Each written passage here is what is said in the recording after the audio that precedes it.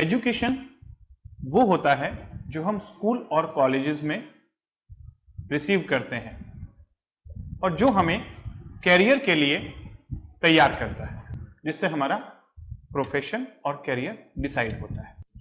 लेकिन लर्निंग एक life long process है जो स्कूल कॉलेज के बाद भी चलते रहता है। आपके पास जो मोबाइल है उसका सॉफ्टवेयर आप वीकली या मंथली अपग्रेड करते हैं ना, लेकिन कभी आपने सोचा ये जो ब्रेन, इसका जो सॉफ्टवेयर है यानी कि माइंड, उसके सॉफ्टवेयर को आप अपग्रेड करते हैं? कितनी बार अपग्रेड किया? जब तक हम स्कूल और कॉलेज में होते हैं तब तक हमारे इस ब्रेन के कंप्यूटर के सॉफ्टवेयर का रेगुलर अपग्रेडेशन होते रहता है एजुकेशन की फॉर्म में। लेकिन स्कूल और कॉलेज के बाद हमारा ये अपग्रेडेशन रुक जाता है। हम रियल लाइफ में आ जाते हैं और जिंदगी के झमेलों में इतना बिजी हो जाते हैं कि अपने आप के इस सॉफ्टवेयर को अपग्रेड नहीं कर पाते। जब मोबाइल का सॉफ्टवेयर अपग्रेड करना इतना जरूरी है तो इस सॉफ्टवेयर को भी तो अपग्रेड करना जरूरी है। और दूसरी चीज, लाइफ में एजुकेशन जब आपने अचीव किया स्कूल कॉलेज में, वहां पर बहुत सारी चीजें आपको पढ़ाई गई, सिखाई गई, एजुकेशन दिया गया जिससे आपका कैरियर बन सके, जिससे आप एक अच्छे प्रोफेशन को चूज कर सकें और एक अर्निंग कर सकें। लेकिन बहुत सारी चीजें जो रियल लाइफ में एक अच्छा जीवन जीने के लिए जरूरी हैं वो वहां पर नहीं पढ़ाई गई, नहीं सिखाई गई। और इसी वजह से आज जब स्कूल कॉलेज के बाद रियल लाइफ में हम एंटर करते हैं तो बहुत सारा स्ट्रेस, एंग्जाइटी, डिप्रेशन हमारे अंदर आता है। हम एक हेल्दी, हैप्पी, फुलफिल्ड लाइफ नहीं जी पा रहे हैं। तो इन सब बातों को समझते हुए मुझे लगा कि कोई एक ऐसा ऑर्गेनाइजेशन होना चाहिए, एक ऐसा इंस्टीट्यूट होना चाहिए जो रियल लाइफ लर्निंग या वो चीजें सिखा सके जो स्कूल कॉलेज में नहीं सिखाई जाती लेकिन लाइफ मैनेजमेंट के लिए बहुत इंपॉर्टेंट है। और इस जरूरत को ध्यान में रखते हुए इस मोटो के साथ मैंने शुरुआत किया है लाइफ कैंपस का। Life campus, learning for life, life long learning.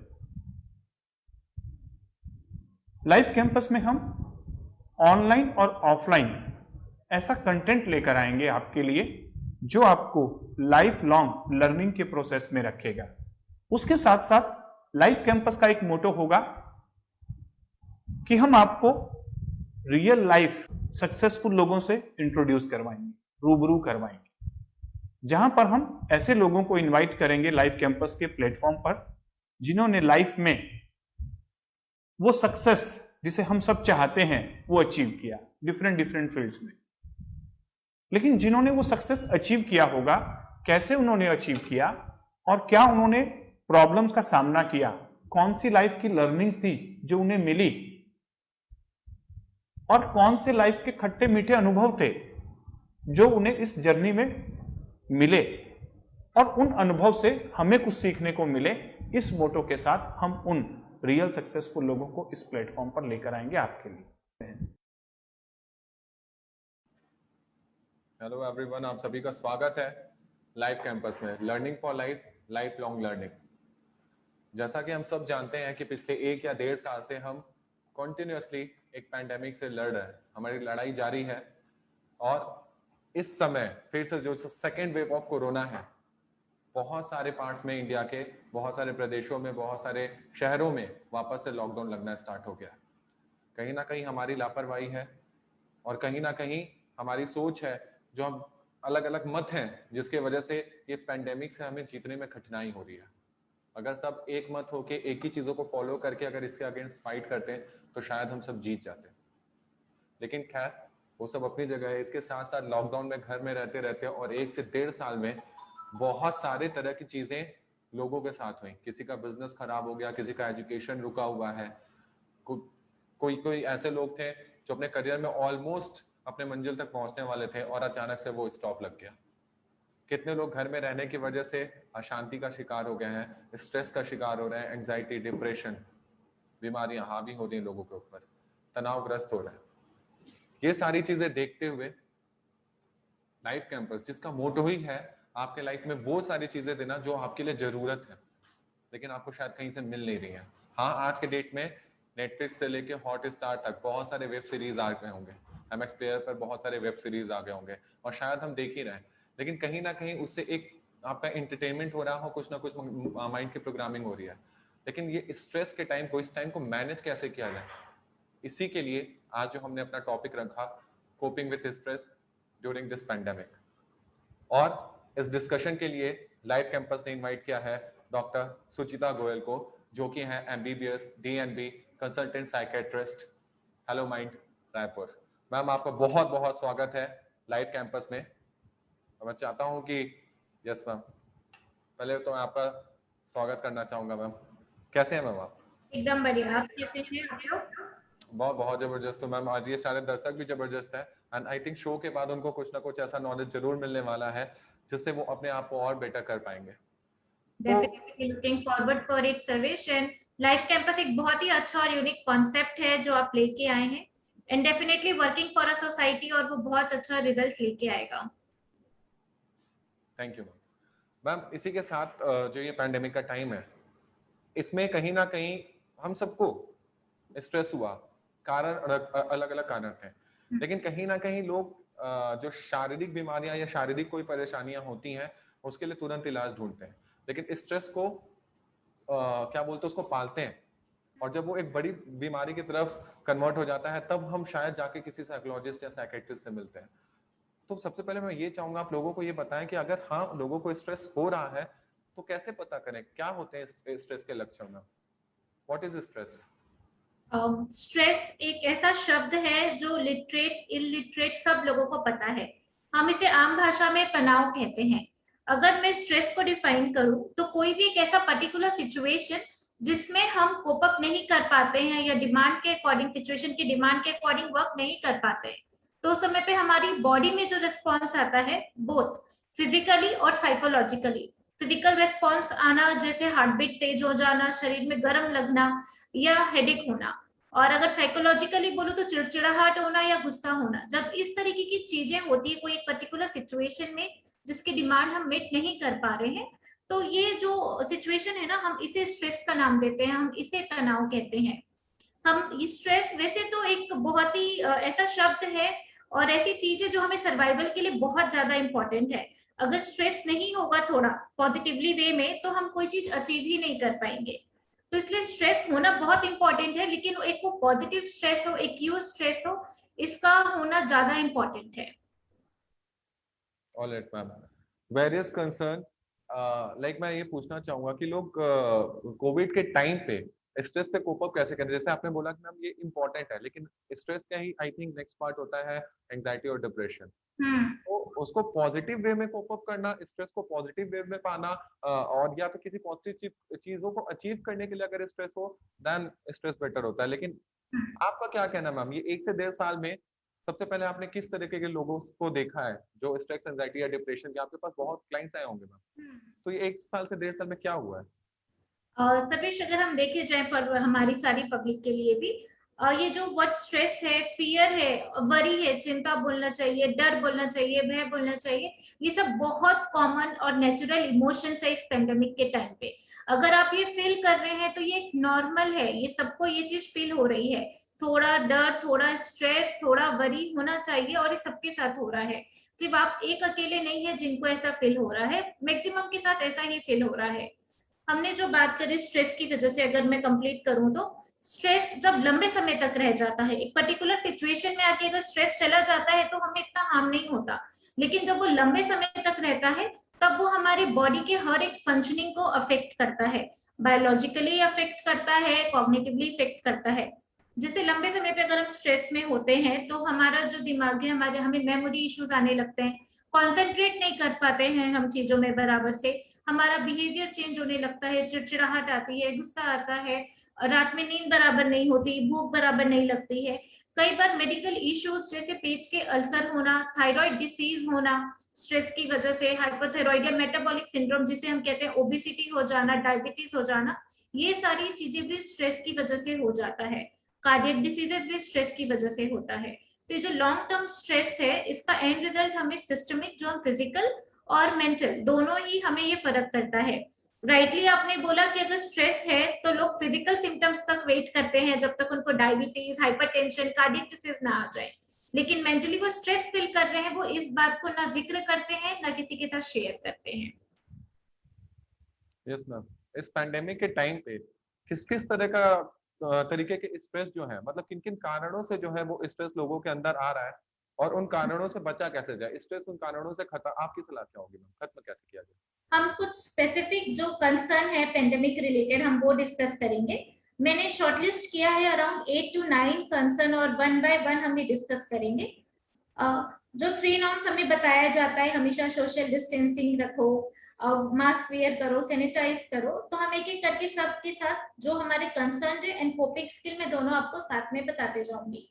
Social distancing जब वर्ड हम सुनते हैं तो ऐसा लगता है कि नहीं रहना, हम भीड़ भाड़ में चले जाते हैं, या घर पे भी बहुत लोग आइसोलेटेड क्वारंटाइन है, हाई नंबर ऑफ केसेस है कोविड के अभी छत्तीसगढ़ में, तो बहुत सारे लोग घर पे आइसोलेटेड और क्वारंटाइन है।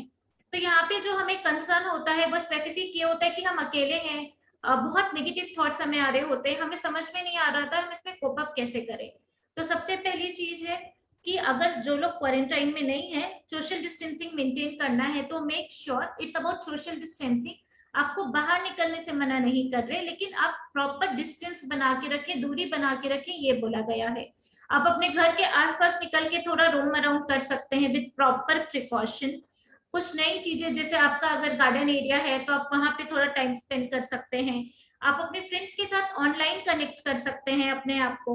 अगर आप अभी अपने आप को आइसोलेटेड फील कर रहे हैं तो talk to your friends, talk to your colleague about it. अपना वर्चुअल कम्युनिकेशन आप बढ़ा सकते हैं लोगों के साथ, कुछ डिजिटल मैसेजेस या डिजिटल फन गेम्स आप खेल सकते हैं। तो इस तरीके से हम जो अपना सोशल डिस्टेंसिंग या आइसोलेशन में जो हम अपने आप को बहुत अकेला महसूस कर रहे हैं, हम इन चीजों का कुछ यूज करके अपने आप को कोप अप कर सकते हैं। आगे बढ़ते हुए अगर हम देखें तो लॉस ऑफ रूटीन है जो हमारा एक सेकेंड कंसर्न है, क्योंकि जो हमारी दिनचर्या एक नॉर्मल वे में होती थी अब वो पलट गई है। पिछले 1.5 ईयर से काफी चीजें चेंजेस हुई है, अब सडनली स्पेशली रायपुर छत्तीसगढ़ में बहुत सारी चीजें और बदलते जा रही हैं।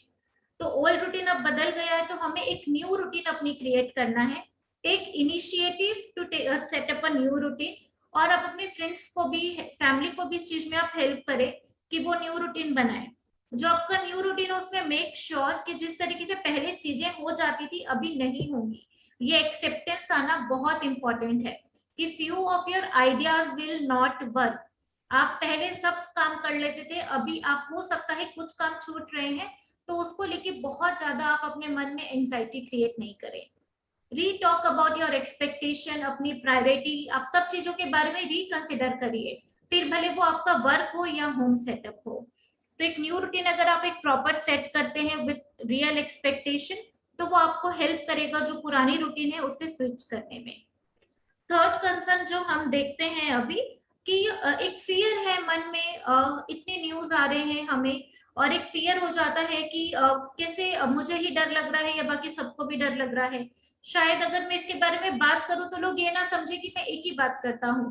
तो इस तरीके के फियर भी मुझे सुनने को मिलते हैं। हम इसमें कोप अप करने के लिए डेफिनेटली एक ये तरीका है कि सबसे पहले अपने आप को थोड़ा बहुत सारे इंफॉर्मेशन से आप ब्रेक दें, लिमिटेड इंफॉर्मेशन ले और ऑथेंटिक इंफॉर्मेशन ले।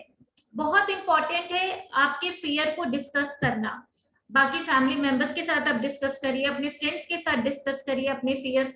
आप एक्सपर्ट्स की भी आप हेल्प ले सकते हैं अपने फियर को डिस्कशन करने के लिए, उनका रिजॉल्व होना बहुत जरूरी है। कई बार ये फियर जब रिजॉल्व नहीं होते हैं तो वो एंग्जाइटी के फॉर्म में आगे कन्वर्ट हो जाते हैं। जब भी आपको डर महसूस हो रहा है अपनी बॉडी में अटेंशन देना शुरू करिए कि ऐसी क्या साइन और सिम्टम्स आपकी बॉडी में आ रहे हैं। कई लोगों को शरीर गर्म होने लगता है, हार्ट बीट तेज होने लगती है। तो अगर इस तरीके के आपको सेंसेशंस आ रहे हैं, if you are not feeling good, it talk about it. बात करना बहुत इंपॉर्टेंट है, लोगों से कनेक्ट रहना बहुत ज्यादा इंपॉर्टेंट है। अभी हम अगर आगे बोले सुरेश। नहीं नहीं मैम, आप कंटिन्यू करिए। अगर हम नेक्स्ट कंसर्न की तरफ जाते हैं तो जो एक हमारा होम लाइफ है, जो एक नॉर्मल होम लाइफ रहता था, अभी वो पूरा डिस्टर्ब हो चुका है। जनरली हम देखते हैं कि हम दिन भर की थकान से जब घर वापस आते हैं तो घर को हम अपना एक स्ट्रेस फ्री एरिया मानते हैं, जहाँ पे हम आके तनाव मुक्त हो जाते हैं और आराम से रह सकते हैं। बट अभी सब कुछ घर पे ही है, वर्क फ्रॉम होम है और जो भी है घर के ही अंदर है, तो वो जो एक हमारा स्ट्रेस फ्री जोन हुआ करता था घर, अब बहुत लोग वो चीज महसूस नहीं कर पा रहे हैं। तो we need to be very mindful about it और एक्सेप्ट अगेन वही करना है कि अभी जो है this is a situation and we need to hold on it. Parents से आपके ऊपर डिपेंड होने के लिए हम पहले चीजें परफेक्ट कर जाते थे, आप इस बार अगर परफेक्ट नहीं भी कर पा रहे हैं, इफ यू आर सेइंग कि I am not a perfect parent, मैं इतना नहीं कर पा रहा हूँ, तो इट्स ओके। हमें चीजों को एक्सेप्ट करना है, रियल लाइफ में अभी लेके जाना है। तो start understanding, be mindful about your thoughts कि ठीक है, अगर होम लाइफ में भी डिसरप्ट हुआ है तो उसको हम बेटर वे में और कैसे आगे मॉडिफाई कर सकते हैं। ये मेरा नेक्स्ट कंसर्न था। जो एक हम कहते हैं क्यों हम ये कर रहे हैं, सोशल डिस्टेंसिंग, मास्क पहनना, सैनिटाइज करना, कहीं ना कहीं फियर ऑफ कंटामिनेशन है कि मैं बाहर जाऊंगा तो मैं इन्फेक्ट होके ना आ जाऊं, अगर मैं बाहर काम कर रहा हूं तो मैं फैमिली के लिए इन्फेक्शन ना लेके आ जाऊं। तो एक ये जो डर है, बाहर की चीजों को छूने में डर लगना, ये वापस से बहुत अब लोगों में देखने को मिल रहा है, बीच में सेटल हो गया था। यहाँ पे भी इम्पोर्टेंट है ये चीज को एक्सेप्ट करना कि we are trying and we are taking precautions, और आप अपना मैक्सिमम प्रिकॉशन ले रहे हो, और नहीं ले रहे हो तो लेना चाहिए, but you can not 100% control any rate of infection. एक होता है कि मुझे इन्फेक्शन नहीं होना चाहिए, इसके लिए मैं अननेसेसरी बार बार हैंड वॉश कर रही हूँ, सैनिटाइज कर रही हूँ। तो वॉच योर एवरी एक्टिविटीज, अगर आप बाहर जा रहे हैं तो जरूरत पे ही आप जा रहे हैं, आप चीजें सैनिटाइज कर रहे हैं प्रॉपरली, तो you are taking every step to protect yourself. तो इस चीज को आप एक प्रिकॉशन के तहत में ही रहने दीजिए और ना कि इसे फियर ऑफ कंटामिनेशन में कन्वर्ट होने दीजिए। जो हमें इंफॉर्मेशन मिल रही है, बहुत भयानक वीडियो ऐसे वायरल हो रहे हैं, और मीडिया का भी जो इंफॉर्मेशन आ रहा है तो वो बहुत ज्यादा ऐसे हो रहे हैं कि इतने लोग मर गए हैं एंड यहाँ इंजेक्शन नहीं मिल रहा, ये चीजें नहीं हो रही, तो ये बहुत लोगों में पैनिक क्रिएट कर रहा है।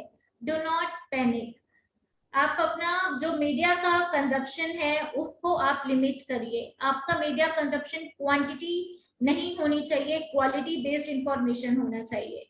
ऑल्सो आप हर एक जो मीडिया में आप चीजें देख रहे हैं, कंज्यूम कर रहे हैं, वो आपके मूड को रिफ्लेक्ट कर रहा है।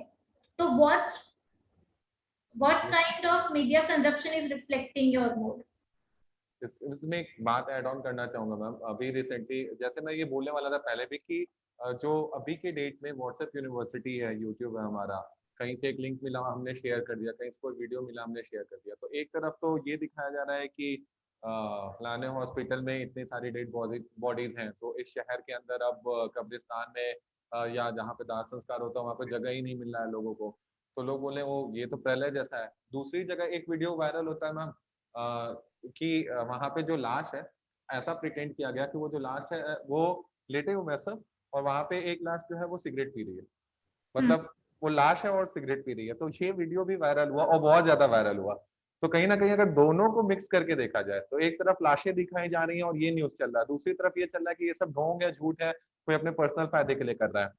क्या सही क्या गलत ये मैं नहीं डिसाइड कर सकता, लेकिन मैं आपसे पूछना चाहूंगा मैम, इसमें होगा क्या आम जनता का? वो पैनिक करें, एक तरफ जब वो क्योर लेने का सोचते हैं वैसे वीडियोस देख के जहां पे देख रहे हैं डेड बॉडीज आ रही है, ये सारी चीजें, पैनिक कर रहे हैं। दूसरी तरफ जब ऐसी वीडियोस आती हैं तो वो देख के उनके मन में आता है कि हमारे संग क्या हो रहा है, चल हो रहा है हमारे संग, हम नहीं फॉलो करेंगे किसी भी चीजों को। तो वो कैसे निकले इनसे, ये कंफ्यूजन वाला जो माइंडसेट है इससे निकले कैसे वो? इसीलिए बहुत इंपॉर्टेंट है आपका क्वालिटी मीडिया कंजप्शन। देखिए, मीडिया का है वो तो हर एक तरह से सोर्स इंफॉर्मेशन लेके आएंगे, उनको अटेंशन सीक करना है तो वो तो पूरी कोशिश करेंगे, लेकिन आप कितना मीडिया कंजप्शन करते हैं, आप अपने लिए कितनी सही चीजें आप समझते हैं कि मेरे को कितनी न्यूज चाहिए, ऑथेंटिक न्यूज चाहिए, या मेरे को किस तरीके से अपने आप को सेटल रखना है, अपने मूड को सेटल रखना है। तो इसके लिए बहुत इंपॉर्टेंट है आप सही तरीके से जानकारी लें और सही जगह से जानकारी लें। कंटिन्यू न्यूज मत देखो, एक बार मॉर्निंग पे एक बार नाइट पे अगर आपको कुछ स्टैटिस्टिक्स जानना है कि कितने आए हैं, आप वो देख लीजिए। डेफिनेटली हम डेड बॉडीज की वीडियो देख के या इस तरीके की वीडियोस देख के हमें कोई हेल्प नहीं होगा, हम कुछ अच्छी चीजें ग्रास्प नहीं कर रहे हैं, we are just taking more of a negativity और वो हमारे अंदर पैनिक क्रिएट कर रहा है। तो हमेशा इंफॉर्मेशन का सोर्स वो होना चाहिए जो आपके नॉलेज को बढ़ाए, ना कि आपके अंदर एंजाइटी या इस तरीके का पैनिक क्रिएट करे। तो इससे बहुत इंपॉर्टेंट है, कोई भी इंफॉर्मेशन आप स्प्रेड नहीं करो जब तक you are not sure about it. And अगर आज हम एक भी लोग इसको लिमिट करते हैं ना, probably that rumour will not go forward. तो ये बहुत इंपॉर्टेंट एक स्टेप है कि अगर आपके पास कोई इंफॉर्मेशन आ रही है तो विदाउट सोचे समझे आप उसको क्लिक करके बस फॉरवर्ड कर देते हैं, and that's how the rumour keep spreading और लोगों में पैनिक और फियर क्रिएट हो रहा है। तो if one of us try to do it, तो ये आगे जाके हो सकता है ये स्टॉप हो जाएगा। इसी के साथ स्ट्रेस का एक और कारण जो मैंने ऑब्जर्व किया मैम, और आपने भी किया होगा, सभी के पास ये स्ट्रेस है अभी, और किन्हीं किन्हीं लोग में तो ये डीप डिप्रेशन या एंजाइटी में कन्वर्ट हो चुका है कि अब जब लॉकडाउन होता है और जब ऐसी चीजें होती हैं तो एक परिवार का मुखिया होता है, अपना घर चला रहा होता है, अचानक से बहुत सारे बाउंडेशंस उसके ऊपर आ जाते हैं, घर के खर्चे उतने ही, रेंट उतना ही, ईएमआईज उतने ही, सारी चीजें वैसी की वैसी हैं, लेकिन वो काम नहीं कर सकता कि वो भर सके इन चीजों को। अब ये जो जेन्युइन स्ट्रेस है, इससे कैसे निकला जाए? देखिए, सबसे पहले तो ये समझना जरूरी है कि आप अकेले नहीं है जो इस तरीके की सिचुएशन में है। Most of the people are in the same situation right now. The other thing, जो हमारी सेविंग्स है या अभी सेविंग्स नहीं भी होंगी बहुत लोगों के पास, जो मेडिकल ट्रीटमेंट हो रहे हैं ये चीजों के साथ हो रहे हैं, तो डेफिनेटली देयर सराउंडिंग्स जो आपको हेल्प करने की कोशिश करेगी, and it is just a matter of time. ये लाइफ लॉन्ग प्रोसेस नहीं है। अगर आप 10 डेज अभी वर्क नहीं कर रहे हैं, मैं ये नहीं बोलती कि उसका इफेक्ट नहीं होगा, डेफिनेटली उसका इफेक्ट आएगा, नेगेटिव इम्पैक्ट आता है। बिकॉज आपके जैसे आपने बताया आपके लोन तो है, रेंट है, ईएमआई, आपको सब कुछ पे करना है। बट जस्ट रिमेंबर कि अगर ये 10 डेज आपकी लाइफ के सर्वाइवल के लिए है तो this is more important. You have rest of the time to earn. हम उस चीज के बारे में बात कर सकते हैं, रेंट के लिए we can talk to about जो रेंट वाले हैं हमारे पर्सन ओनर से हम बात कर सकते हैं, तो we can sort out the things. It does not mean अगर आप 10 डेज वर्क नहीं कर रहे हैं तो योर लाइफ इज एंड, या हम बहुत निगेटिवली उसके बारे में हो जाए। It is just a phase of survival. हम सर्वाइव करके निकल जाएंगे तो definitely you want to earn double out of it. तो ये बात समझना बहुत जरूरी है जो बहुत लोग नहीं समझते हैं, एंड वो रिस्क लेते हैं अपने आप को इस तरीके की सिचुएशन में डालने के लिए। इसी के साथ साथ मैं थोड़ा सा टॉपिक से बाहर जाके मैं आपसे कुछ डिस्कस करना चाह रहा हूँ। ये जो अभी का हमारा coping with stress during this pandemic, आपने दिल्ली का एक केस सुना होगा, कल या परसों ही की ये बात है, जहाँ पे एक हस्बैंड ने अपने वाइफ को 25 टाइम्स स्टैब किया, रोड पे खड़े खड़े ऑन द स्पॉट उस औरत की डेथ हो गई, एक्सपायर कर गई। और बाद में रीजन पता चलता है कि he was just having a doubt कि उनका कोई एक्स्ट्रा मैरिटल अफेयर चल रहा है। और यस मैम, सुनाई दे रहा मेरा वो? हाँ, प्लीज रिपीट योर क्वेश्चन। हाँ, ये था क्वेश्चन मैम कि दिल्ली का आपने ये न्यूज सुना होगा, ये न्यूज ऑलमोस्ट हर जगह ही फैला है कि एक हस्बैंड ने अपने वाइफ को बीच रोड पे मार दिया। रीजन था, उसको लगा एक्स्ट्रा मैरिटल अफेयर।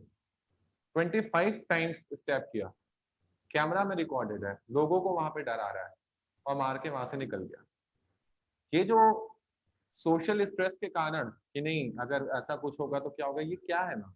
और इसके लिए एक चाहूंगा कि एज अ साइकेट्रिस्ट आप भी समाज को एक मैसेज दें, क्योंकि ऐसे बहुत सारे केसेस आते हैं जब ऐसी प्रॉब्लम्स होती हैं तो लोग ये सब ना करके साइकोलॉजिस्ट या साइकेट्रिस्ट के पास जाते हैं, उनसे डिस्कस करते हैं और एक सॉल्यूशन निकाल के अपनी जिंदगी को बेहतर बनाते हैं। और ऐसा मैंने देखा है, क्योंकि मेरे घर में साइकोलॉजिस्ट है, मैं अनिल सर के साथ मैंने काम किया, मैंने आपका इंटरव्यू किया है, और भी साइकोलॉजिस्ट से मिला, तो ये सॉल्यूशंस लेके जाते हैं। लेकिन ये जो एक हुआ बहुत दर्दनाक घटना था, तो इसके लिए मैं चाहूंगा कि एक मैसेज जरूर दें मैम एज अ साइकेट्रिस्ट। ये जो रिएक्शन था just being of extramarital affair का, ये रिएक्शन बिल्कुल भी सही नहीं था। Out of aggression, out of impulse वो एक्ट कर जाते हैं। हम सब में हार्मोन्स होते हैं डोपामिन जो हमारे एक्टिविटी को मॉनिटर करता है। समटाइम एक ही सिचुएशन पे we all tend to act differently. कहीं कोई थोड़ा ज्यादा गुस्सा करता है, कोई बहुत गुस्सा कर जाता है, कोई जैसे इन्होंने किया जिस तरीके से हरकत स्टेप करके अपनी वाइफ को नुकसान पहुंचा दिया। तो कहीं ना कहीं there must be ongoing psychological issue पहले से, इट कैन बी, जो एड्रेस नहीं किया गया। इम्पल्सिव बिहेवियर था, आउट ऑफ उन्होंने सोसाइटी प्रेशर किया, जो भी किया, बट डेफिनेटली अगर इस तरीके की चीजें आपको मिलती है या मैरिटल आपको रिलेशनशिप में कोई इश्यूज आ रहे हैं, तो you should go and talk about it rather than इस तरीके के स्टेप्स लेने से। ऐसे स्टेप से उसका जो कॉन्सिक्वेंसेज होता है that is worst, that lady is no more, and definitely वो जो अभी मेल पर्सन है वो उनकी भी life is going to be help arrested ना। So that is again, so that the consequences is very bad of such behavior। और ये जो आता है ना, ये कहीं ना कहीं पिछला बैकग्राउंड रहता है, साइकोलॉजिकल इश्यूज होते हैं जिसको एड्रेस नहीं किया जाता है। तो अगर किसी भी तरीके से कपल अभी, क्योंकि बहुत स्ट्रेस आउट है, सब कपल स्ट्रेस आउट है, बर्नआउट सिचुएशन है सबके लिए, तो talk about it, discuss it, take help, come forward, it's very normal. अभी हमें बहुत बार ऐसे देखने को मिलता है एक्स्ट्रामैरिटल अफेयर का या रिलेशनशिप इश्यूज होते हैं, तो there is a help to sort it out. लेकिन इस तरीके के स्टेप्स लेने से you are harming yourself more than anyone else around. जो हमारे 12th तक की पढ़ाई होती है, कॉमर्स की या साइंस की या आर्ट्स की, इन सारे कोर्सेज में कहीं भी एजुकेशन में साइकोलॉजिकल बिहेवियर्स की स्टडी नहीं है मैम, कि हाँ अगर ऐसा कोई प्रॉब्लम है तो हम ऐसे रिएक्ट कर सकते हो, तो उस समय में हमें क्या इनिशिएटिव लेने चाहिए, या तो मैं बोलूँ साइकोलॉजिकल अवेयरनेस। एटलीस्ट इतना तो सब्जेक्ट, आपका क्या मानना है मैम, इतना तो सब्जेक्ट डालें कि साइकोलॉजिकल अवेयरनेस या साइकोलॉजिकल बिहेवियर जो है वो कुछ कुछ लोगों के कोर्सेज में होना चाहिए। ये होना चाहिए, क्योंकि जब हम अब इतने सब कुछ, बच्चे भी इतने स्मार्ट हो गए हैं and everything is spreading so fast, तो मेंटल हेल्थ को आउटलुक कर देना सही नहीं है। और ये मोस्ट इम्पॉर्टेंट है कि हम अंडरस्टैंड करना शुरू करें कि साइकोलॉजिकली बिहेवियर कैसा होता है, चीजें क्या होती हैं, और अगर हम इसे अंडरस्टैंड करते हैं तो हम अपनी और दूसरों की भी हेल्प करते हैं। तो डेफिनेटली बहुत ज्यादा तो नहीं, लेकिन एक छोटा मिनिमम कंपोनेंट कहीं ना कहीं ह्यूमन बिहेवियर अप्लाइड होना चाहिए एजुकेशन में। मैं अपने दर्शकों से एक बात बोलना चाहूंगा कि अभी हम में से कोई भी गौतम बुद्ध या सदगुरु, हम में से इनमें से कोई भी नहीं है। कहना ये चाहता हूँ कि हमें अभी उस लेवल ऑफ नॉलेज या उस लेवल ऑफ अंडरस्टैंडिंग तक हम नहीं पहुंचे हैं कि हम डिसीजन मेकिंग इम्पल्स में आके करें। किसी इम्पल्स के कारण सडन इम्पल्स आया और हमने डिसीजन मेक कर लिया, तो yes there is a huge need. और कहीं ना कहीं लाइफ कैंपस का जो मोटो है मैम, वो यही मोटो है कि हम लोगों तक वो पहुंचा पाए जो उनके लिए बहुत जरूरी है, समाज के बैलेंस के लिए, उनके लाइफ के बैलेंस के लिए बहुत ही ज्यादा इंपॉर्टेंट है। लाइक लाइफ कैंपस के अंदर हम सातों आयाम पे, 7 डायमेंशंस पे वर्क करें, physical, emotional, intellectual, social, spiritual, occupational and environmental. और हमारा मानना है कि इन सबके अंदर जब बैलेंस होता है, संतुलन होता है, तब जाके एक इंसान एक अच्छी जिंदगी जी के यहाँ से जा पाता है। तो ये जो नॉलेज है कहीं ना कहीं मुझे बहुत इंपॉर्टेंट लगी मैम। और कहीं ना कहीं अगर ये नॉलेज लोगों के पास होती, जो अभी आपने थोड़ी देर पहले बोला मैम, एक्सेप्टेंस इट्स वेरी, अगर सीधी सीधी बात है कि इसको इस तरीके से एक्सेप्ट करना है, और अगर उसको आप किसी भी तरीके से घुमा रहे हो तो वो आपको हानि करने वाला है, क्योंकि ये बात सीधी है, आपको सोशल डिस्टेंस रखना है, घर पे रहना है। और बहुत सुंदर अभी आपने बोला मैम कि ठीक है 10 दिन की बात है, बाकी चीजें मैनेज की जा सकती है, लाइफ चली गई तो मैनेज नहीं की जा सकती है। तो इस तरह के जब थॉट्स जाते हैं, बिकॉज थॉट्स का ही तो इन्फ्लुएंस है पूरे लाइफ पे मैम, जब इस तरह के थॉट्स माइंड में, और इसीलिए ये प्रोग्राम आपके साथ अभी हम कर रहे हैं, जब इस तरह के थॉट्स जाते हैं तो लोग कहीं ना कहीं अपने आप को निकालने में इन परिस्थितियों से सक्षम हो पाते हैं मैम। इसी के साथ मेरा नेक्स्ट क्वेश्चन है, चिल्ड्रन, बच्चे, स्टूडेंट्स, जो 4 साल से लेके मैं बोलूं कि छोटे बच्चे बोल रहे हैं, या तो फिर जो 20 साल तक जो कॉलेज के अंदर है, किस तरह का स्ट्रेस उनमें देखने को मिल रहा है मैम, और वो कैसे टैकल करें इस सिचुएशन को? देखिए, बच्चे के अगर हमें, अब जब बड़ों की लाइफ इतनी डिस्टर्ब हो गई है तो डेफिनेटली बच्चे तो और भी डिस्टर्ब हो जाते हैं इन चीजों को लेके। स्कूल्स बंद है, फ्रेंड से नहीं मिल पा रहे हैं, एंड इवन की बहुत कम बच्चे होते हैं जो घर पे बैठना चाहते हैं, they want to go out and have fun, अपने दोस्तों के साथ मिलना चाहते हैं। तो जब अभी सब कुछ इतना डिस्टर्ब हो गया है और कोविड हर तरीके से बच्चे सुन रहे होते हैं, तो पहला कंसर्न तो ये आता है पेरेंट्स का कि क्या हमको बच्चों से इसके बारे में बात करना चाहिए। बिल्कुल बात करना चाहिए, उनको अंडरस्टैंड करना चाहिए कि ये एक स्पेसिफिक इलनेस है जिसके लिए हमें सेफ्टी लेना है, क्योंकि बच्चों को भी सेफ रखना उतना ही इम्पोर्टेंट है। और अगर आप अपना बच्चों को, जो अगर आप प्रॉपरली इस डिसीज के बारे में समझाएंगे तो बच्चे कभी भी फियर नहीं होंगे। बहुत बार ये देखने को मिलता है मेरे को, जब हम आते भी हैं तो बच्चे को ऐसा रहता है कि अरे वो अंकल को कोरोना है, मत जाओ मत जाओ। तो you know this should not come, इस तरीके से ये चीजें नहीं आनी चाहिए। It has a better way to come. बच्चों को भी लोग अवॉइड कर देते हैं, तो it should not be done in that way. हर एक बच्चे को उतना ही प्यार, उतना ही रेस्पेक्ट और उतना ही अंडरस्टैंडिंग मिलना बहुत जरूरी है। एंड ये तभी आएगा जब पेरेंट्स उन तक ये इंफॉर्मेशन पहुंचा पाएंगे कि भले आउटर सिचुएशन चेंज हुआ है, external world has changed, but हम अभी भी आपको उतना ही प्यार करते हैं, आप उतने ही केयर जोन में हैं। तो ये एक जो सिक्योरिटी है, बच्चों को सिक्योर महसूस करवाना बहुत जरूरी है, सपोर्ट करना बहुत जरूरी है। बच्चों के लिए आप अच्छा रूटीन बनाइए, और ऑफ कोर्स जो बच्चों का रूटीन होगा उसमें आप कुछ न्यू रिचुअल सेट कर सकते हैं। आप उसमें कुछ अपने जो डायमेंशन है, जैसे स्पिरिचुअलिटी डायमेंशन, आप टाइमिंग के लिए ऐड कर सकते हैं, ताकि बच्चे वो रूटीन को प्रॉपरली फॉलो कर सके और इंजॉय कर सके। मोस्ट इम्पॉर्टेंट, आप अपना डर, अपना फियर बच्चों पे प्रोजेक्ट नहीं करें। यहाँ पेरेंट्स गलती कर जाते हैं कि वो खुद इतने डरे हुए रहते हैं कि वही चीज वो बच्चों को रिफ्लेक्ट करते हैं, एंड वो बच्चों को बहुत ज्यादा हार्म करता है। हम बड़े तो बोल जाते हैं, बट बच्चे उस चीज को हैंडल नहीं कर पाते हैं, and then such disorder comes. जैसे बहुत सारे बच्चे डिसोसिएटिव के देखने को मिल रहे हैं, बहुत इरिटेबल हो रहा है, बिहेवियर चेंजेस आ रहे हैं बच्चे में। तो ये हमें बहुत इंपॉर्टेंट है नोट करना। और अगर इस तरीके से बच्चों में बिहेवियर चेंज आ रहे हैं, तो take advice and take help. आप अपना फियर बच्चों पे रिफ्लेक्ट नहीं करें। बच्चों तक ये मैसेज जरूर पहुंचना चाहिए, how to be safe and they are very loved and still protected. Yes ma'am, बचपन से बच्चों की एक प्रोग्रामिंग होती है। अभी तो फिलहाल 2 साल से ये पेंडेमिक का टाइम चल रहा है, उसके पहले की प्रोग्रामिंग की बहुत कॉम्पिटिटिव माइंडसेट क्रिएट कर दिया गया स्टूडेंट्स का, कि नहीं आपको बनना ही है। समाज बहुत तेजी से आगे बढ़ रहा है, लोग गाड़ियां खरीद रहे हैं, लोग घर खरीद रहे हैं। इवन अभी भी मैं कुछ ऐसे ऑर्गेनाइजेशन है जिनको देखता हूँ, लॉकडाउन में भी यही करे पड़े हैं, किसी ना किसी तरह आपको मैटेरियलिस्टिक सक्सेस की तरफ, पोजीशन से रिलेटेड जो सक्सेस है। तो इतना माइंडसेट क्रिएट करने के बाद अब बच्चा प्रोग्राम्ड है, स्टूडेंट एक प्रोग्राम्ड है उस वे में जाने के लिए। लेकिन ये 2 साल का पॉज, इसके बीच में बहुत सारे सुसाइड देखने को मिले मैम स्टूडेंट्स के अंदर, 10th वाले, 12th वाले, उसके बाद जो कॉम्पिटिटिव एग्जाम्स के लिए फाइट कर रहे हैं, जिन लोग का डिले हो गया।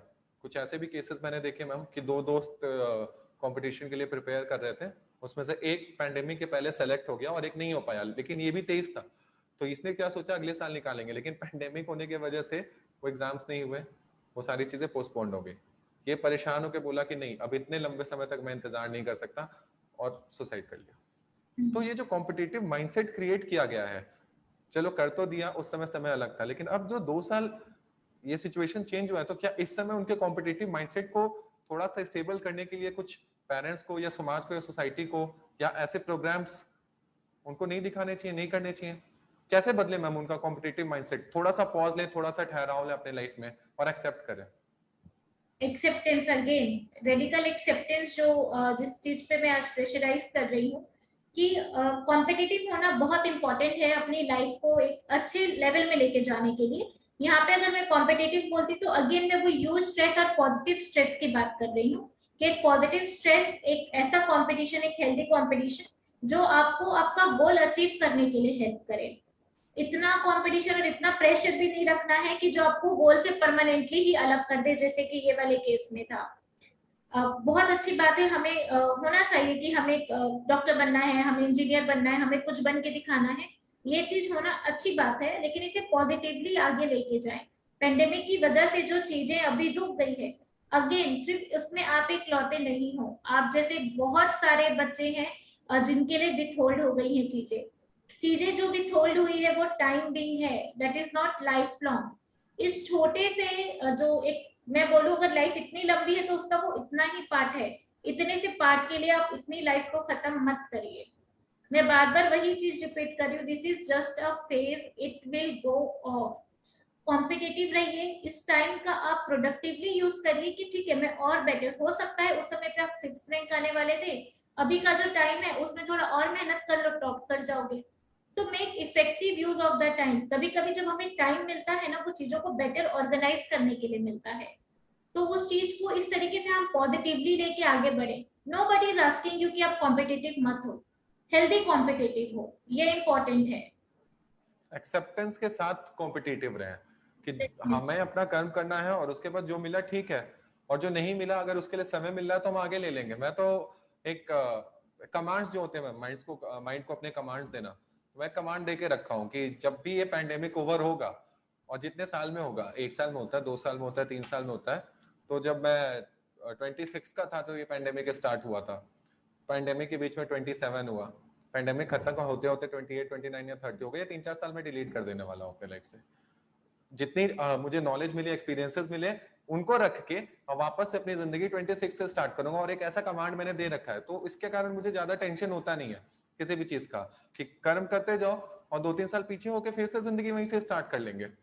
और ये 2 साल जो, क्योंकि अच्छी कभी भी अपने पास, मेरा मानना है मैम कि खराब चीजें रखनी नहीं चाहिए। खराब चीजें कूड़े में डालो और अच्छी चीजें एक्सेप्ट करके अपने साथ अपने जीवन में संजो के रख लेना चाहिए। तो ये मैंने अपने अपने माइंड को कमांड दे रखा है मैम, कि I will delete whatever is bad, I will accept whatever is good। बस चलते जाना आगे। यही चीज चाहिए जो मोस्ट ऑफ द पीपल नहीं कर पाते हैं। मैं देखिए, लाइफ में अप एंड डाउन हर एक फॉर्म में होता है। आज पेंडेमिक के फॉर्म में है, कल किसी और फॉर्म में होगा, और अब इसके पहले इसके वर्स्ट भी आप सस्टेन किए होंगे। पेंडेमिक तो सबके लिए है, आप अपनी पर्सनल लाइफ में इससे वर्स्ट एक्सपीरियंस अपने होल्ड करके आप आगे बढ़े होंगे, उस चीज को सॉर्ट आउट करके करे होंगे। तो ये सिचुएशन जब सबके लिए है तो इसमें क्यों इतना घबराना है। मैं मानती हूँ बहुत लोगों के लिए टफ है, बहुत सारे लोगों के लिए सिचुएशन टफ है, लेकिन ये फेज है। इससे भी कुछ अच्छा ही हम सीख रहे हैं। आज एग्जाम्पल अगर मैं दूं तो 10 डेज का जो लॉकडाउन था रायपुर में, अभी जो चल ही रहा है कंटिन्यू में, तो 10 डेज का लॉकडाउन है और सब सामान इकट्ठा कर लिए हैं कि कोई भी चीज की कमी ना हो हमको नेक्स्ट 10 डेज के लिए। और हम अभी बहुत ही कॉशियसली चीजें यूज कर रहे हैं घर पे। तो हमें ये चीज भी एक लर्निंग है हमारे लिए कि डेफिनेटली आप अगर 10 डेज का सोच के आप चीजों को कॉशियसली यूज कर रहे हो, तो व्हाई नॉट आप फ्यूचर में भी उन चीजों को उतनी ही कॉशियसली यूज करो। तो हर एक चीज से हमको कुछ ना कुछ सीखने के लिए मिल रहा है, तो हम उससे एक अच्छा पॉजिटिव नोट लें और मूव ऑन करते जाएं। That is what is life, keep moving on.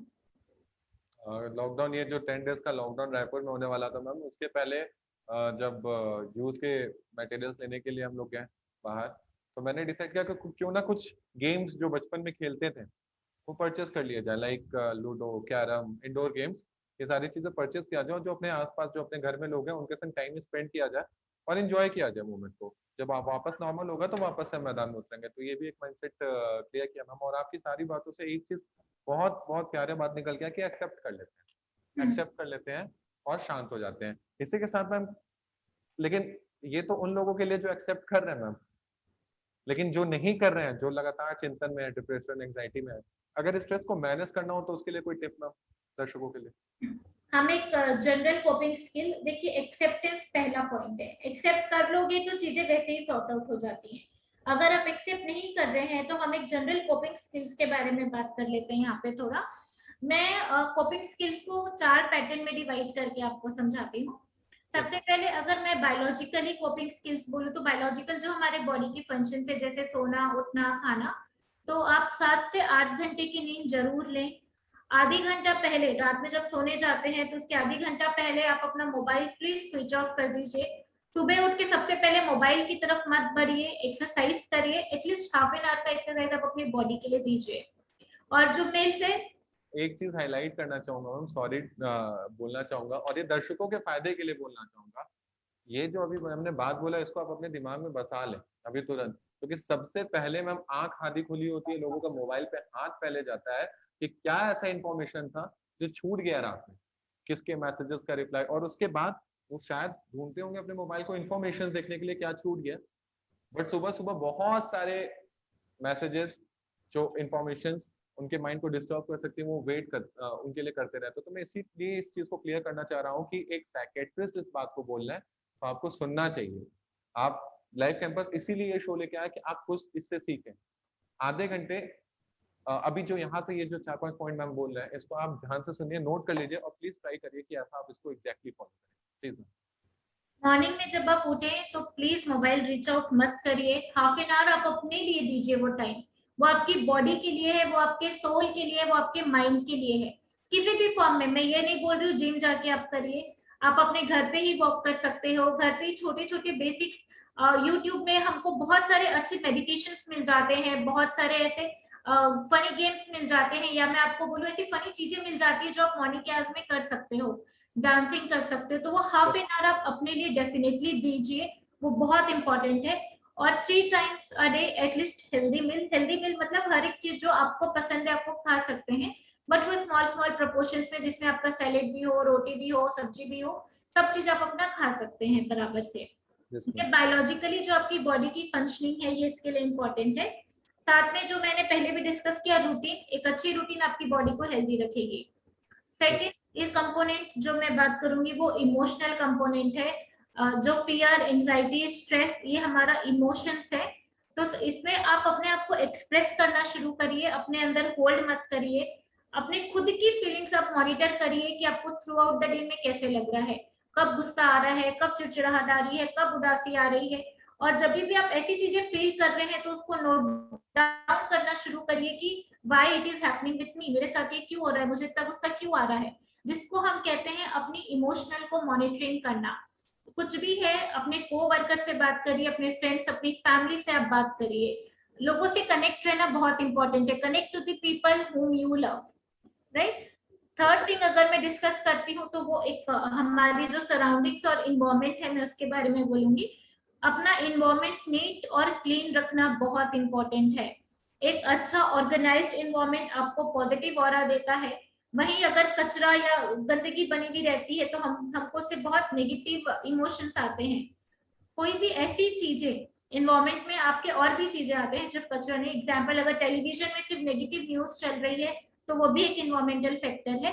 अगर कोई ऐसी चीजें हैं जो आप एलिमिनेट कर सकते हैं, इन्वायरमेंटल, जो आपको स्ट्रेस क्रिएट कर रहा है, तो आपको उन चीजों को थोड़ा सा अपने आप से दूर रखना चाहिए। कुछ भी ऐसे इन्वायरमेंटल जो स्ट्रेस आ रहे हैं उसको आप अपने आप से दूर रखेंगे। फोर्थ चीज मैं जो बात करूंगी वो हम कॉग्निटिव के बारे में हम बात करेंगे। Black and white thinking service जो हम डिस्कस कर रहे थे कि बहुत लोग का रेंट और इस चीज का है, उससे मैं बोलूंगी बहुत ब्लैक एंड व्हाइट थिंकिंग जिनकी रहती है, चाहिए तो सब कुछ, नहीं तो कुछ भी नहीं चाहिए, होगा तो अच्छा ही होगा, नहीं तो बहुत वर्स्ट हो जाएगा। तो ये हम ब्लैक एंड व्हाइट थिंकिंग बोलते हैं। ये थिंकिंग हमें बहुत हार्मफुल होती है किसी भी फॉर्म में, not only just in pandemic, लेकिन अपनी लाइफ को सस्टेन करने के लिए भी ये बहुत हार्मफुल थिंकिंग है। There is a quote, something is better than nothing. तो अगर कुछ है हमारे पास तो वो बहुत अच्छा है, उस चीज को हम एक्नॉलेज करना शुरू करें, अप्रिशिएट करना शुरू करें। जो आपकी लाइफ की ब्लेसिंग्स हैं आज तक, आपका परिवार, आपकी फैमिली, आप जिस स्टेटस पे हैं आज, आपकी लाइफ खुद एक कितनी बड़ी ब्लेसिंग्स है। तो हम उन चीजों को अप्रिशिएट करें कि हमारे पास दूसरों से एटलीस्ट बहुत अच्छी और बेटर चीजें हैं। अपने बिहेवियर, जो आप नेगेटिव बिहेवियर जो आपके अंदर से आ रहे हैं, जो कंट्रीब्यूट हो रहा है, आप उसे स्टॉप करने की कोशिश करिए। एक पॉजिटिव माइंडसेट और एक पॉजिटिव थॉट के साथ आप आगे बढ़ सकते हैं। तो ये कुछ कंपोनेंट जो मैं अगर लिमिट करूं तो बायोलॉजिकली जो बॉडी फंक्शंस के लिए है, इमोशंस रेगुलेशन के लिए है, डिस्कस अबाउट इट।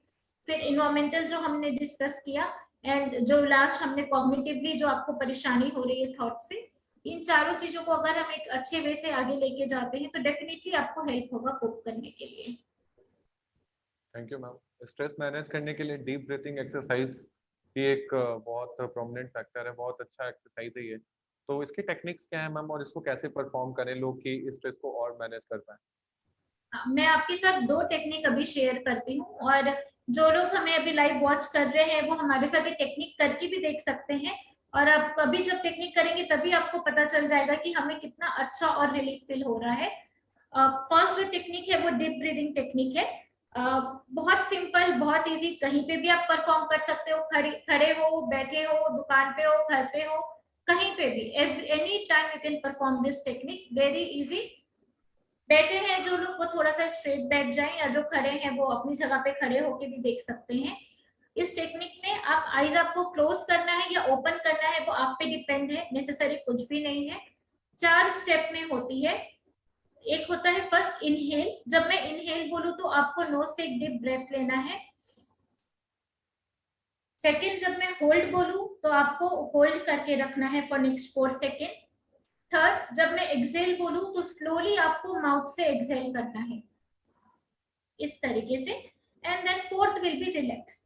तो इस तरीके से 4 स्टेप में होगा। Will do once and just concentrate and see आपको कितना इसमें रिलैक्सेशन फील होता है।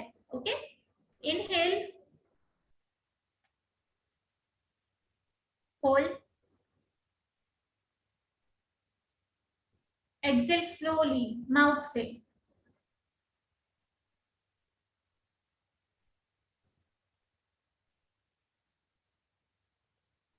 रिलैक्स। तो this is the technique which is the deep breathing technique, very effective. हर एक चीज में यूज किया जा सकता है, अपने एंगर मैनेजमेंट के लिए, अपनी इरिटेबिलिटी कंट्रोल करने के लिए, अपने फियर को कंट्रोल करने के लिए। For everything you can perform this technique. तो बहुत easy and simple, quite effective also. The second technique is a Kameng technique, जिसमें 4 स्टेप होते हैं। द फर्स्ट इज जिसमें आपको सिंपल डीप ब्रेथ लेना है, जिसमें आप 4 टाइम डीप ब्रेथ्स लेते हैं, फॉलोड बाय 4 टाइम आपको अपनी फिस्ट ऐसे क्लेंच करके ओपन करना है, फॉलोड बाय 10 काउंटिंग्स 1 2 3 4 5 6 7 8 9 10। तो इसको हम इस तरीके से 3 स्टेप में करते हैं and fourth will be the relaxation. ठीक है, very simple technique. Again first वाली तो बहुत इजी है, कहीं पे भी कर सकते हैं। सेकेंड वाली भी उतनी ही इजी है, बट 4 स्टेप में ये टेक्निक है। तो लेट्स ट्राई सर्वेश वंस। मैं आपके साथ करती हूँ। फर्स्ट में आपको 4 बार डीप ब्रेथ लेना है, जिसमें आप नोज से ही इनहेल करोगे, नोज से ही आप छोड़ोगे। फिर मैं स्टेप 2 बोलूंगी तो आप 4 टाइम क्लेंच करेंगे फिस्ट को, और जब स्टेप 3 बोलूंगी तो 1 to 10 आप काउंट करेंगे। ठीक है, step 1 deep breathing 4 times.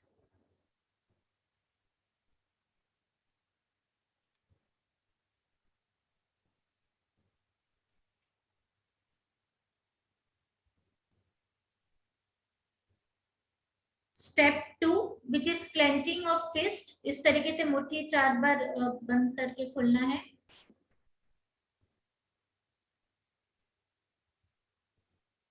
And step 3 1 to 10 count करना है।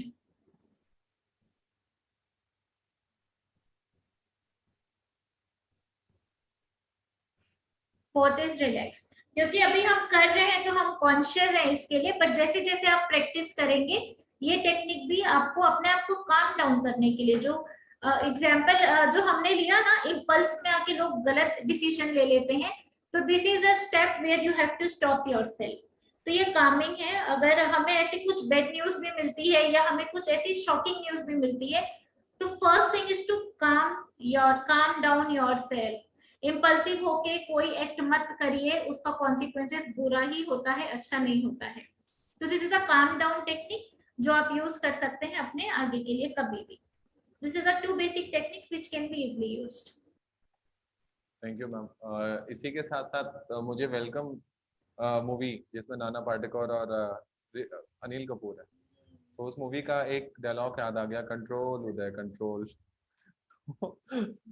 ये अलग उसने अपने आप को कमांड दे रखा था। हाँ, बहुत सीरियसली ये जो इससे रिलैक्सेशन हुआ मैम, अगर इसको रेगुलर करेंगे तो कहीं ना कहीं एक दिमाग अगर इसके तरफ जाएगा, अपने इंटरनल हम जो है उसकी तरफ हमारा दिमाग जाएगा, तो कहीं ना कहीं रिलैक्सेशन इसके साथ आया, मुझे भी आया मैम।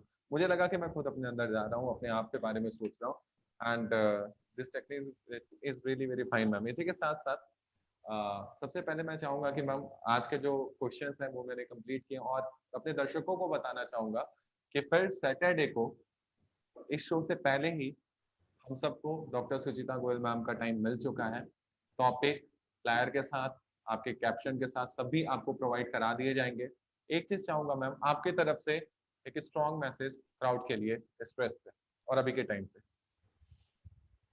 स्ट्रॉन्ग मैसेज यही है, एक्सेप्ट द सिचुएशन। सिचुएशन से भागते रहेंगे तो कभी अच्छा नहीं होता है। Accept it, this is a way it has to be. And ये प्रायोरिटीज आर सेफ्टी, हमारी सेफ्टी के लिए की जा रही है चीजें। प्रोबेबली अगर हम सब खुद अपनी सेफ्टी के लिए इतना करे होते तो we would not have been in such situation right now. ठीक है, तो definitely don't overthink, relax yourself, accept the situation and keep moving. This is just a phase, it will also pass off, so don't worry. एक शायद अकबर ने बीरबल से पूछा था, या अलग अलग स्टोरीज है इस कोट को लेके, लेकिन ये कोट कुछ ऐसा था कि अकबर ने बीरबल को पूछा कि बीरबल दीवार पे कुछ ऐसा लिखो जिसको मैं अगर खुशी में पढूं तो दुखी हो जाऊं और दुख में पढूं तो खुश हो जाऊं। तो बीरबल उस समय के सबसे चालाक इंसान थे, उन्होंने दीवार पे लिख दिया ये समय भी निकल जाएगा। अगर हम इसको हम खुशी में पढ़ते हैं तो दुखी हो जाएंगे, और दुख में पढ़े तो खुश हो जाएंगे। कि अगर आपको लग रहा है कि आप दुख में हैं तो लाइफ कैंपस आपके लिए लिख देता है ये समय भी निकल जाएगा, आप खुश हो जाइए, कोई समय टिकता नहीं है। और इसी के साथ साथ एक पोयम है जो अपने दर्शकों के लिए बोलना चाहूंगा, कनेक्ट, और आप जैसे लोग जो इनिशिएटिव ले रहे हैं मैम लोगों तक ये अवेयरनेस पहुंचाने के लिए लाइफ कैंपस के लिए, ये बात मैं बोलना चाहूंगा। इसके साथ साथ एक संचिता गोयल मैम का एक क्वेश्चन है ma'am, how to overcome from side effects of corona like mental unstability. ये कोविड का, ये कोरोना का साइड इफेक्ट नहीं है, ये हमारे खुद के थॉट प्रोसेस का साइड इफेक्ट है।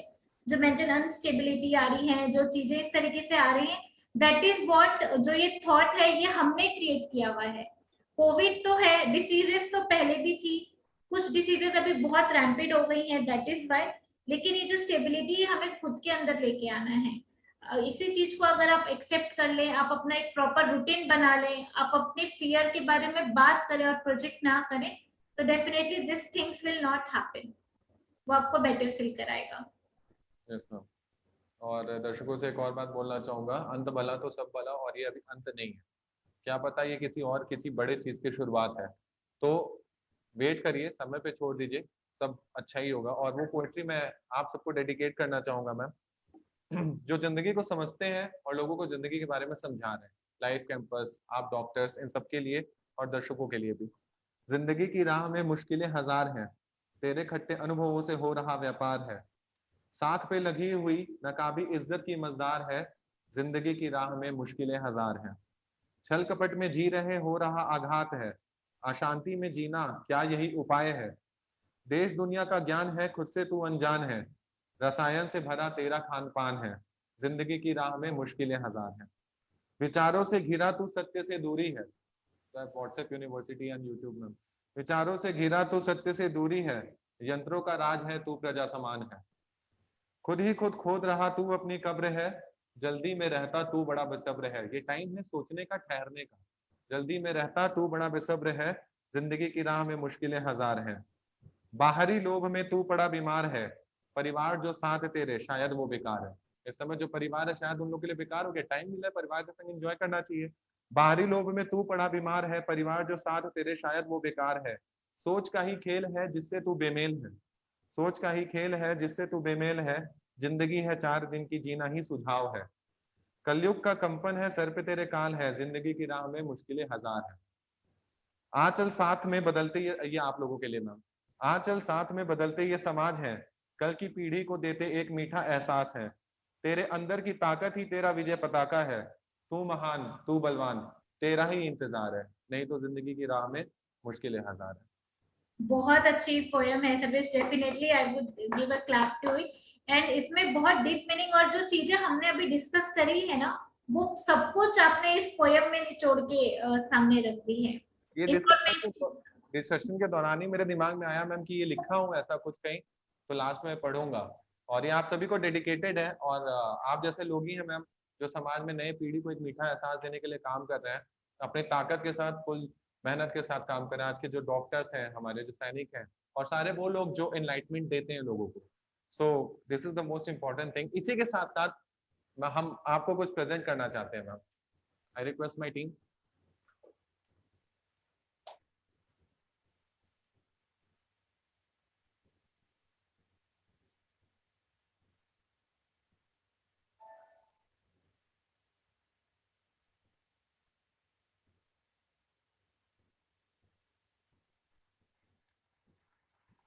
तो हमारी तरफ से आपके लिए मैम, ये शो कंडक्ट करने के लिए, इस शो को ऑर्गेनाइज करने के लिए थैंक्स अ लॉट, हमारे शो में जुड़ने के लिए ma'am, please. It's always pleasure, Sarvesh, to be part of Life Campus. Thank you ma'am. So ये सर्टिफिकेट जो है ये छोटा सा गिफ्ट है आपके लिए, एंड आई होप कि सैटरडे को हम और बेटर अवेयरनेस लोगों तक पहुंचा पाएंगे, लोगों के लिए और अच्छा और भला उनके लिए कर पाएंगे, और उनके संग ट्रू नॉलेज पहुंचा पाएंगे जिसकी जरूरत थी। तो थैंक यू मैम शो में आने के लिए। फिर मिलते हैं सैटरडे को एक नए टॉपिक के साथ, एक नए अवेयरनेस के साथ। Thanks a lot ma'am for coming, and सारे दर्शकों को बोलूंगा बहुत बहुत शुक्रिया शो देखने के लिए। आप अपने तक ज्ञान को मत रखें, इसे आगे पहुंचाएं, क्योंकि ये चीजें खुद के रखने के लिए नहीं है। जब समाज का भला होता है तभी हमारा भी भला होता है। और जितने भी ग्रंथ, जितने भी उपनिषद मैंने देखे हैं आज तक या सुने उनके बारे में, उसमें ये लिखा है कि अपने से पहले समाज कल्याण का सोचें। तो अपने तक मत रखें, शेयर करें, पूरा देखें, लास्ट तक देखें, ये रिक्वेस्ट है सबसे। मिलते हैं नेक्स्ट एपिसोड में। इफेक्टिव मैसेज शेयर करें, रूमर्स स्प्रेड नहीं करें। हाँ, और इम्पोर्टेंट। र्यूमर्स स्प्रेड ना करें, इसको स्प्रेड करें तो शायद र्यूमर्स होना बंद हो जाए, तो इसे स्प्रेड करें। बस इसी के साथ मैं ये बोलना चाहूंगा कि फिर से मिलते हैं लाइव कैंपस के अंदर। Live campus, learning for life, life long learning. Thank you ma'am, thank you sir.